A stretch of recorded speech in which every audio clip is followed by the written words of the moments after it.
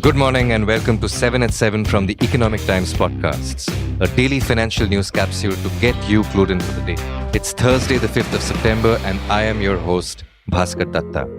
In major global developments, US job openings fell to a 3.5-year low in July, providing further evidence of an easing labor market in the world's largest economy. The data was released after Indian market hours on Wednesday. Remember, stock markets around the world took a hit on Wednesday as an earlier data set in the US rekindled concerns about whether the country's economy was showing signs of stress. Amid the gloom, American chip giant Nvidia plunged almost 10% on Wednesday, while the FTSE index, which houses the largest companies on the London Stock Exchange, declined 0.6%. While markets have been swinging wildly whenever a new data set arrives, the Federal Reserve, for its part, is not being alarmist about the US economy and isn't talking about a recession.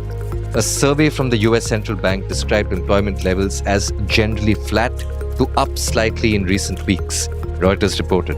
As such, investors still broadly expect a 25 basis point reduction in rates by the Fed this month, with all eyes now on the crucial non-farm payrolls data due later this week. There's a war going on in the US between Joe Biden's administration and the big tech giants in the country. Alphabet's Google faces trial in a second antitrust case next week, where the US Department of Justice will challenge how the search giant monetizes advertising through a system that prosecutors say harms news publishers. The case is part of the Biden administration's effort to rein in big tech through antitrust law and follows a major win for the Justice Department in a separate lawsuit on August 5th, when a judge found that Google illegally monopolized online search. Nvidia said on Wednesday that it had not received the US Justice Department subpoena, after reports said that the firm had been sent a writ regarding a potential antitrust investigation. Turning to domestic news, Adani Enterprises' first ever non-convertible debenture issuance has received bids worth ₹716 crore on the opening day, higher than the base issue size of ₹400 crore. The overall issue, open for subscription for a fortnight, was oversubscribed 1.8 times. The issue, which was launched on Wednesday and scheduled to close on September 17th, includes a green shoe option to raise an additional ₹400 crore, potentially taking the fund mobilization to ₹800 crore. Speaking of developments at the largest companies in India, this is a big one. Reliance is preparing for a big capital infusion of up to ₹3,900 crore into its FMCG arm through a mix of equity and debt to compete with Hindustan Unilever, ITC, Coca-Cola, Adani Wilmar, and others for a bigger slice of the FMCG pie. The board of Reliance Consumer Products unanimously passed special resolutions to raise capital for business operations at an extraordinary general meeting held on July 24. Two pieces of news from the world of M&As. Britannia Industries is in talks to acquire a controlling stake in Kishle Foods, a Guwahati-based maker of Western and ethnic snacks, biscuits, sweets, potato chips, noodles and tea, at a valuation of ₹600 to 700 crore.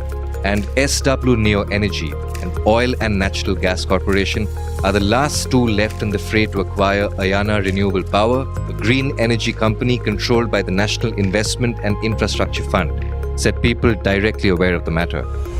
Turning to how the government is managing its funds. The Finance Ministry has relaxed norms for expenditure exceeding ₹500 crore to accelerate capital expenditure, for which the target is ₹11.11 lakh crore in the current financial year.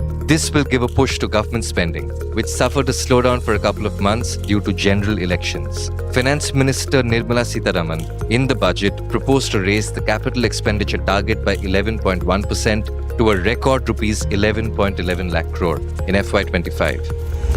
We'll end today with startups. After a long funding winter, the cash registers are ringing again for some Indian startups, with mobility player Rapido securing $200 million in a financing round led by existing investor Westbridge Capital. Arvind Sanka, the company's CEO, told ET that the funds will be used to expand Rapido's newly launched four-wheeler taxi service, which competes with Ola and Uber. Venture capital fund Nexus Venture Partners, which is Swiggy-backed Rapido's other existing investor, also participated in the latest fundraise, along with new backers Think Investments in New York-based Invis Opportunities. Do listen in to the latest episode of the Morning Brief podcast about the woes of the P2P lending sector. Don't forget to pick up your copy of the Economic Times and log on to the website for more news. That's all for today. Thank you very much for tuning into 7 at 7 from the Economic Times podcast.